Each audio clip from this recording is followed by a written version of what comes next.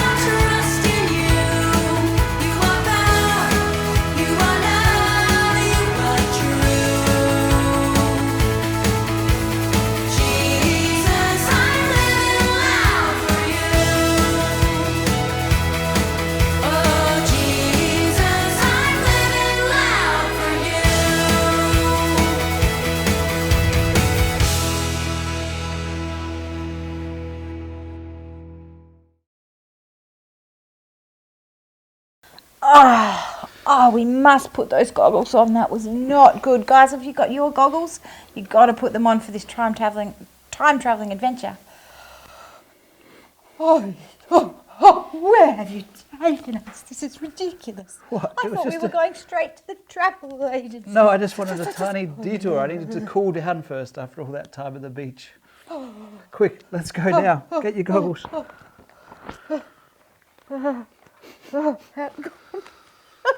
Okay, are you ready? Yes, Are you ready? ready. Let's get out of here.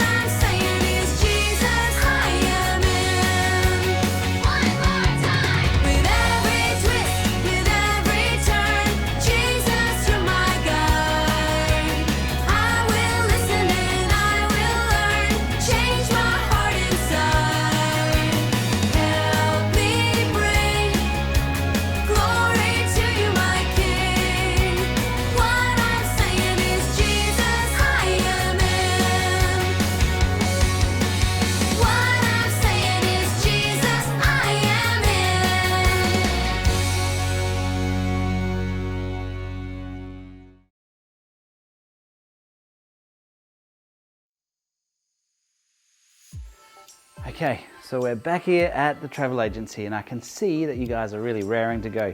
Have you got your goggles? I hope so. You're going to need them. We're going to quite a few places today. Now, can any of you remember where we went last week and what we learnt about? We made a quick stop in Egypt where we saw God's incredible provision for the Israelites, and then we went into the wilderness to see where the Israelites were going to set up the camp and build the tabernacle. Wasn't it amazing how God had equipped them with everything that they would need to build the tabernacle and with all the skills and talents that they would need to make what God had planned? Have you had a chance this last week to use the skills God has given you to do what He wanted you to do this last week? Have you found a way to help your parents or your brothers or sisters around the house? Have you made something for your neighbour? Have you asked God what He wants for you to do? If you haven't, then this week would be a great opportunity to go and do some of those things. But this week, we're going to jump forward a few more months from where we visited last time. We're going to head back into the wilderness. But first, let's read this passage in Numbers, chapter 13, to find out where the Israelites are today on our tour. So the Israelites, God told the Israelites to take a person from each tribe and to send them into the land that He had promised them. And in that land He was going to show them where they would be. And the spies were to look, see what the people were like, see what the land was like, and come back and report to the Israelites. So Moses had chosen one person from each tribe and he sent them in. Where we're going to pick up in this passage is where they've just come back and they're giving their report to the Israelite nations. And in Numbers chapter 13 verse 25 it says, "When they returned from spying out the land at the end of 40 days, they proceeded to come to Moses and Aaron and to all the congregation of the sons of Israel in the wilderness of Paran at Kadesh. And they brought back word to them and to all the congregation and showed them the fruit of the land." Did you know that fruit of the land was enormous?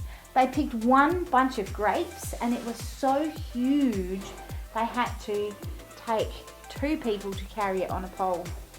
It was amazing. And it says here, "Thus they told him and said, 'We went to the land where you sent us, and it certainly does flow with milk and honey, and this is its fruit. Nevertheless, the people who live in the land are strong, and the cities are fortified and very loud, and moreover we saw the descendants of Anak there.'" Yeek, that sounds scary. Then it goes on to talk about the enemies that were there. "Amalek is living in the land of the Negev, and the Hittites, and the Jebusites, and the Amorites, and the Vegemites," oh no, it doesn't say Vegemites, sorry, "are living in the hill country, and the Canaanites are living by the sea, by the side of the Jordan." Then Caleb quieted the people before Moses and said, "We should by all means go up and take possession of it, for we will surely overcome it." But the men who had gone up with him said, "We are not able to go up against the people, for they are too strong for us." So they gave out to the sons of Israel a bad report of the land which they had spied out, saying, "The land through which we have gone in spying out is a land that devours its inhabitants, and all the people whom we saw in it were men of great size. There we also saw Nephilim, the son of Anak, a part of the Nephilim, and we became like grasshoppers in our own sight, and so we were in their sight." Then all the congregation lifted up their voices and cried, and the people wept that night. All the sons of Israel grumbled against Moses and Aaron, and the whole congregation said to them, "What would that we had died in the land of Egypt, or would that we had died in this wilderness. Why is the Lord bringing us into this land to fall by the sword? Our wives and our little ones would become plunder, and would it not be better for us to return to Egypt?" So they said to one another, "Let us appoint a leader and return to Egypt." Then Moses and Aaron fell on their faces in the presence of all the assembly of the congregation of the sons of Israel. Joshua the son of Nun and Caleb the son of Jephunneh, those who had spied out the land, tore their clothes, and they spoke to all the congregation of the sons of Israel, saying, "The land which we passed through to spy out is an exceedingly good land. If the Lord is pleased with us, then He will bring us into the land and give it to us, a land which flows with milk and honey. Only do not rebel against the Lord, and do not fear the people of the land, for they will be our prey. Their protection has been removed from them, and the Lord is with us. Do not fear them." But all the congregation said to stone them with stones. Then the glory of the Lord appeared in the tent of meeting to all the sons of Israel. Uh-oh. When I read that passage, do you know what I see? I see that these people are the most forgetful people in the world. I know, they complained so much in Egypt about how hard their life was and how much they wanted God to rescue them. And now here they are saying, let's go back there. Especially when they've just been told this land that's just the other side of this river is so amazing. It's crazy, isn't it? Not only did they see God rescue them from Egypt, but they also saw that he gave them the 10 Commandments, that he had fed them with manna in the desert and given them so much quail they didn't know what to do with it, that he had made water come out of a rock in the middle of a desert when they were very, very thirsty. They'd seen that he provided everything he needed to build the tabernacle and all these skills, but here they go, doubting God again. What were they thinking? Yeah, I mean, you had 10 of these 12 guys saying, it's amazing, but we better not go. The people are too big, it's too scary, we're going to get killed over there. And you've only got 2 people out of these 12 that are saying, no, we can trust God. I mean, what are these people thinking, siding with these 10 guys and forgetting everything that God's done? They'd seen God drown Pharaoh's army in the Red Sea. They'd seen Moses go up on Mount Sinai and God appeared to them. They'd seen this cloud and fire over the tabernacle like every day. Yet even though they knew God was with them, they still were living in fear. I think sometimes when we are afraid, and we're probably a bit guilty of doing this too, we might often be tempted to be scared. Maybe it's going to a new school or starting in a new class with a new teacher or meeting new people or maybe going to the doctor or trying something that you find really difficult. Sometimes when we face things like that, we might tend to think that our problems are bigger than God. But I think what we need to remember is that God is bigger than all our problems. Yeah, now why don't we quickly jump in the time machine now and go and check out some of the land that the Israelites had spied out. Let's go and see some of the places, and I'll just program it so it just takes us quickly through some of the different scenes that these guys, the spies, had reported back on, but we're going to end up landing where the Israelites are, back in the desert still, okay? Yep, all right. Goggles on. Don't forget your goggles this time like we did, guys. You don't want sore eyes. Okay. Goggles on. Goggles on. Machine's still warmed up. Okay, are you ready to go? Ready to go. All right, let's do this. Ready, go! Whoa, check out those grapes over there on that hill. They're enormous. I've never seen grapes that big in my life. Oh, look how green this is compared to where they've been in the wilderness. I've sure been in the desert. Well, and the green goes so far from the river. Not like where they were in Egypt, where they had to be so close to the river to have any green. Wow, this is so cool. All right, let's keep going. Okay, whoa, here we are. Look at the contrast. Check out how this sand and this mountains and rocks. I wouldn't want to be living here. Wow. That was pretty incredible, wasn't it? That land that we just saw is so much nicer than this desert where they find themselves. But you know what I think what these Israelites were doing is when you look at this passage, you see that the Israelites looked at their circumstances rather than their big God. And I think that's, often what we do. We look at these things that we might find difficult or might find tricky, and we look at our problems instead of remembering that we have a God that is so much bigger than those problems and that He lives with us and He lives inside of us. And that's something that's really easy to do, because sometimes when you're in the middle of a situation, when you're scared about something you're having to do or something that's coming up or that you're having to face, your brain is going to go round and round just thinking about all your worries and fears about that. And sometimes we really have to stop and we just have to sit back and remember who our God is. I mean, this God that's done all these amazing things, that's laid out this huge plan for the Israelites to escape from Egypt and come back, and He's going to give them this amazing land and has promised to them, He's going to deliver all this stuff, and He's the God that we get to serve, that lives inside of us as Christians. But you know what? I think what we also learn from this story is that sometimes God calls us to make the unpopular choice. Sometimes it's easier to go along with those other 10 spies and say, yes, it's too scary, I don't want to do that. And actually making the right decision is the difficult decision to make. And here we see that two people, Caleb and Joshua, stood up against the other two and against the entire nation of Israel and said, no, we choose to trust God, we choose to follow God, even though a million other people don't. And you know, that was a really big risk for them. Yeah. Because what happened? Like, what were those people about to do to them? Do you remember from the passage what they were going to do? Well, the other spies were saying that they were going to kill them, they were going to have to fight them, that they were bigger than them, that they were as big as giants. No, but the Israelites had picked up stones and they were about to throw them at Caleb and Joshua to kill them. So the decision they made was actually something that was really risky. And what I think we can see in the passage is that God appears in the middle of the camp and his glory shines around, and he protected Joshua and Caleb because they made the right decision for him. So sometimes when you're at school, like when we go back to school next term, and you're in a situation where maybe one of the kids is getting picked on by a lot of the class, maybe you don't want to stand up and say, hey, we shouldn't do that to that kid, because that might make you unpopular as well, and maybe you'll get picked on as well. But that's when we really have to do the right thing. Despite our fears, despite what everyone around us is doing, if we know what God wants us to do, that's what we need to stand up and do, just like Joshua and Caleb. And you know, because Joshua and Caleb did do the right thing, God gave them a very special reward for that. Yeah. Do you know what it was?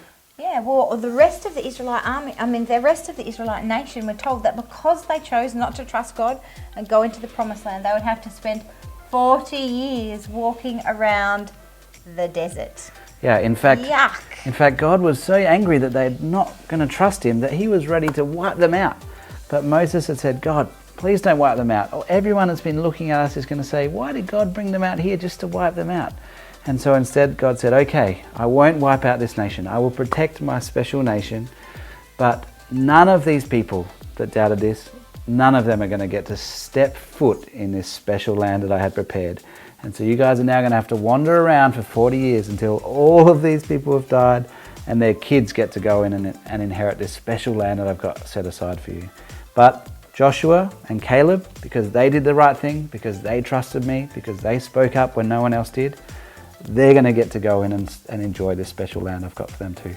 Yeah, and when we look at the passage, 40 years later when Caleb went into the promised land, he was still strong and he had his strength with him because God protected him and rewarded him for following him. So imagine 40 years in this, 40 years wandering around here. Yuck, so Imagine the sandy. sand in your bed at night. Ew, yuck. That In wouldn't fact, be this good. sand, let's get out of here. I think Yep. it's time to get back to the travel agency. So we'll Alrighty. see you next week for the next tour, guys. All right, goggles on. Okay, are you ready? We're ready. 3, 2, 1. Woo.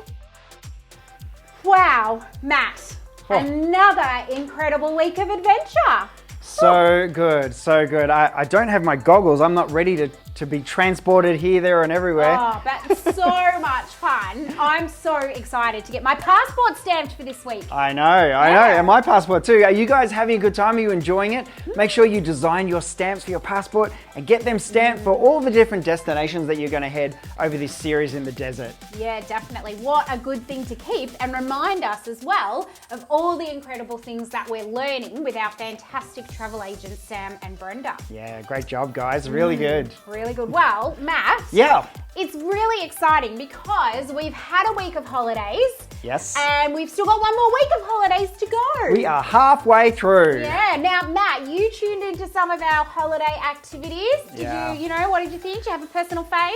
I've got to say, rice paper rolls, pretty tasty. I don't have a snack with me this week, but if I did have a snack, it would be one of those rice paper rolls. They were so they are delicious. Very delicious, aren't Yeah. they? Yeah. Well, guys, it's all right because if you don't know what we're talking about, there is still time to join us.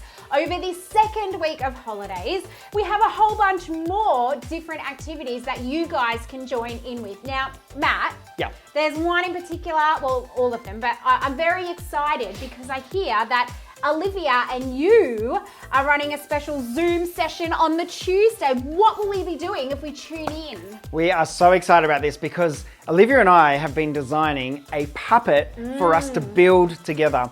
So we're going to build some puppets, and those puppets will be things that you could enjoy with CHBC kids. You could sing along with your puppet. And we're even hoping to kind of use the puppets that are made on Tuesday in the future with some of the stuff that we do here. Yeah, at CHBC Kids. That'll be fantastic. Well, the other thing that's really exciting is the Friday activity with Izzy as well.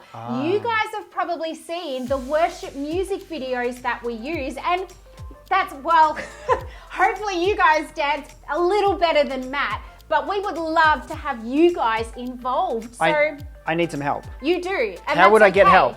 You are going to get help and be involved by tuning in on Friday's Zoom session, where Izzy is going to teach us some actions to the songs, and they're going to become our new worship videos for our CHBC Kids episodes. That means if kids come along on that Friday, they would be part of the music videos that we play for next term. Yes, isn't that amazing? That is a great idea. And because we've given a shout out to everybody else, Jarvis is going to run an afternoon of fun games, and Pippa's going to do another delicious cooking section with us. So there you go. I do like the ones you can eat. Yes, you do. It's especially nice. But we would love you guys. If you need any more information on what these activities are and how to be involved, don't forget to check out our websites and our Facebook groups, or you can always give us a call and we'll point you in the right direction. It's great. It's been so good having you with us this week. We just have one more week of holidays to go. So I really pray that you enjoy all of those days. Jump into all the things that you can, and even around your family discussion table, make sure that you know that God is there with us, and through every season of life, through all the things that He takes us there, He is with us. What an amazing God we serve. Yeah, we do. Well, have a fantastic week, guys, and hopefully we get to see you at some of our Zoom sessions. Bye. Bye.